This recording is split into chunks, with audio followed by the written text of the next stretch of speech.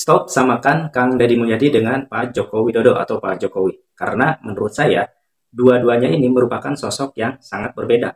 Walaupun sama-sama terjun di bidang politik, tetapi menurut saya, hal ini mempunyai latar belakang yang sangat berbeda. Baru-baru ini, majalah Tempo sudah memberitakan bahwa yang seperti ini nih. Nah, perlu kita kupas tuntas satu persatu latar belakang masing-masing. Ya, oke, mari kita mulai. Oke, kita kupas tuntas terlebih dahulu tentang Kang Deddy Mulyadi ini ya. Kebetulan saya orang Purwakarta, jadi saya tahu betul siapa beliau dan dari mana beliau berasal ya. Nah, kebetulan juga saya punya beberapa bukunya ya. Ini buku tulisan-tulisan beliau ya.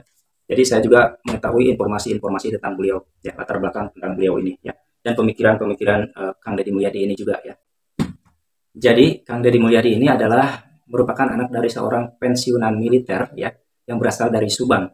Nah, beliau berkuliah ya di Purwakarta, mengambil hukum ya, jurusan hukum di STH pada saat itu ya, yaitu Sekolah Tinggi Hukum di Purwakarta. Nah, beliau juga adalah seorang aktivis HMI atau Himpunan Mahasiswa Muslim Indonesia. Jadi semasa mudanya beliau habiskan untuk kegiatan kemahasiswaan terutama di HMI ini ya. Nah, setelah itu beliau menjadi seorang anggota DPRD ya Kabupaten Purwakarta ya selama satu periode dari, kalau tidak salah, dari Partai Golkar pada saat itu. Kemudian selepas itu beliau menjabat sebagai seorang bupati, wakil bupati, mohon maaf. Beliau menjadi seorang wakil bupati selama satu periode pada saat itu bupatinya Pak Lili Hambali.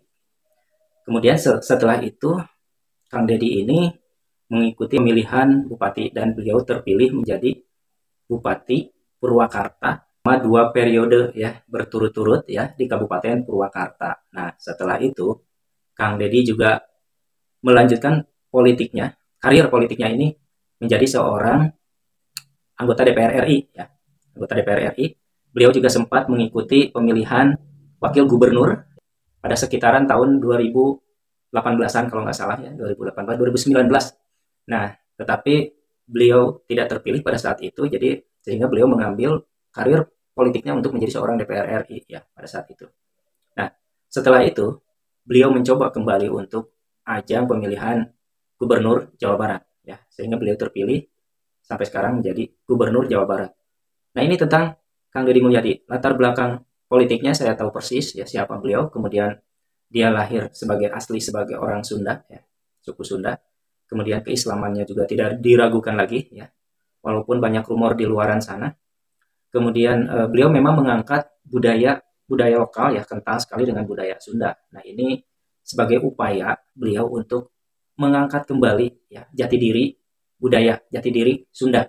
Nah, karena selama ini kata beliau budaya Sunda sudah mulai ditinggalkan, sehingga yang menjadi concern beliau adalah mengangkat di budaya-budaya lokal ini ya, utamanya budaya Sunda. Kang Deddy Mulyadi ini sepanjang pengetahuan saya dulu sejak beliau menjadi seorang wakil bupati, memang beliau sudah terbiasa ya terjun ke masyarakat secara langsung ya. Dari pada saat itu memang beliau terjun langsung ke kampung-kampung gitu. Dan kesini memang beliau itu memiliki channel tersendiri untuk mengabadikan atau memuat kegiatan-kegiatan beliau, sehingga walaupun misalnya masuk ke konten, tetapi banyak sekali masyarakat yang terbantu dengan adanya konten-konten beliau ya. Saya menjadi salah satu saksi bahwa di daerah saya ya, di daerah Purwakarta ini ada banyak yang terbantu oleh konten beliau ya, channel-channel beliau ya. Salah satunya tetangga saya yang tadinya dia tidak punya tempat lahan untuk untuk berjualan, sehingga diberikanlah lahan untuk atau lapak untuk berjualan di sebuah pasar gitu ya. Yang tadinya memang anak kecil ya berjualan berkeliling ya, yang namanya si Hakim itu ya, berkeliling dari rumah ke rumah untuk menjual gorengan, untuk menjual makanan. Kemudian setelah ketemu Kang Deddy ini, beliau jadi diangkat, orang tuanya itu lebih terangkat. Jadi sekarang memiliki lapak khusus untuk berjualan di pasar, dan ekonominya pun membaik gitu. Nah, itu salah satu contoh ya, dari konten Kang Deddy yang memang menurut saya ini sangat bermanfaat untuk masyarakat. Jadi Walaupun beliau memasukkan kegiatannya ke konten, tetapi menurut saya konten dari hasil kontennya pun itu beliau kasihkan ke masyarakat. Jadi apa namanya, ada manfaat tersendiri yang dirasakan langsung oleh masyarakat. Jadi kan beliau itu kan seorang tokoh. Ketika tokoh ini diangkat menjadi apa namanya, menjadi perhatian publik, kemudian bisa menghasilkan uang dan uangnya itu kembali ke masyarakat. Menurut saya ya kenapa tidak gitu. Jadi bukan semata-mata Kang Deddy ini mengangkat konten-konten beliau itu untuk pencitraan. Beda ya. Ini sangat beda sekali. Karena memang aktivitas beliau itu sudah dari dulu apa namanya, selalu dibagikan di media sosial gitu kan. Dan kebetulan sekarang trennya kemarin-kemarin itu adalah YouTube ya. Kemudian ke sini adalah TikTok. Dan kenapa tidak gitu kan dimasukkan ke YouTube atau TikTok, dan itu bisa menghasilkan dan bisa membantu orang banyak ya. Nah, ini sangat menarik. Lain halnya dengan misalnya dengan membuat pencitraan khusus, itu beda. Jadi menurut saya yang apa namanya, yang dilemparkan oleh netizen atau beberapa di majalah Tempo ini sangat, menurut saya sangat dua hal yang sangat berbeda ya, antara Pak Jokowi dengan Pak Deddy ini, karena dua-duanya memiliki latar belakang yang berbeda gitu.